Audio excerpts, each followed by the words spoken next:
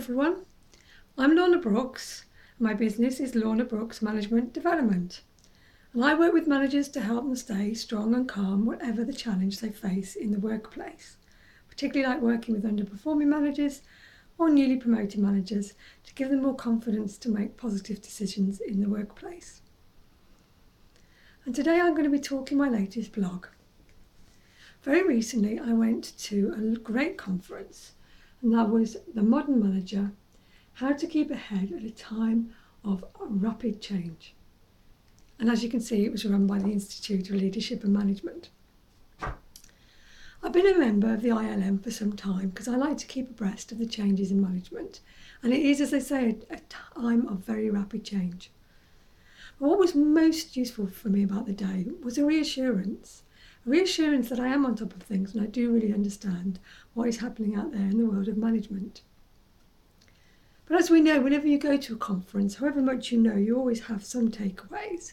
And so I thought I would share with you the 3 takeaways that I particularly found important from that conference.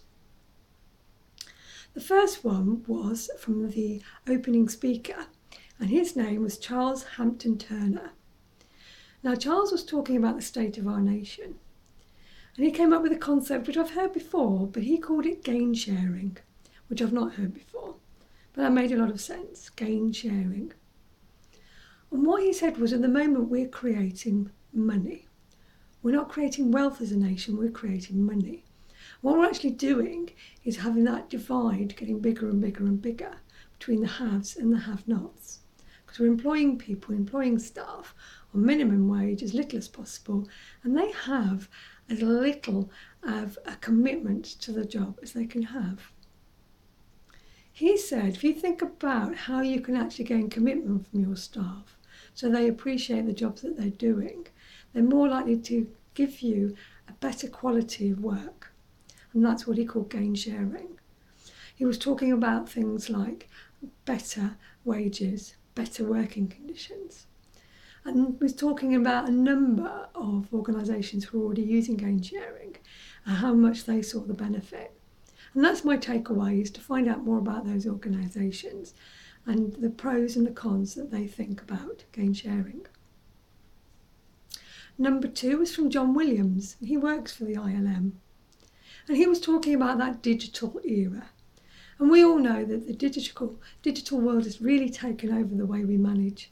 You've got remote working, you don't have to see your staff, you can work from home, which could be isolating, and you're tip-tapping away at your computer rather than really getting your head down to work. A lot of what he said wasn't new, but one thing he did point out was how useful it is to get your staff together occasionally, even if they're working everywhere, to bring them together if that's feasible. And I've done that with organisations I've worked for. Well, the first time I did it, to be honest, I didn't even plan for them to have a social time or understand how important that was. I just realised that if they were all coming from all over the country, they'd need lunch. So I arranged for the meeting in the morning and the lunch afterwards. And I think staff got as much out of lunch and being able to socialise with the team and talk to them and get to know them a little as they actually did out of the meeting. So that was my takeaway. If you're going to bring your team together when they're working remotely, then make sure you give them some downtime to just socialise and get to know each other. And it's amazing how much work gets done then too. It's like being at the water cooler. Cool. So number 3, my takeaway number 3, this was from John Harding. He's got a wonderful job title. He's Head of Culture.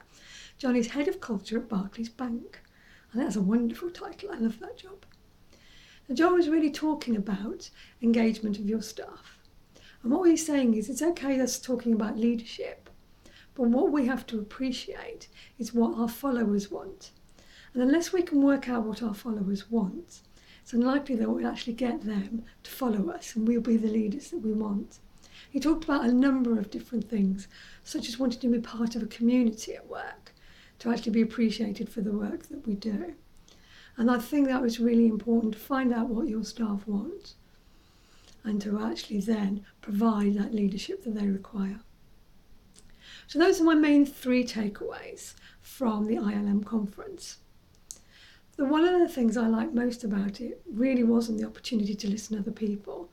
It was the opportunity to network, to talk to other managers who are out there managing in the real world, sharing good practice, good ideas, and to meet some real professional people doing a grand job.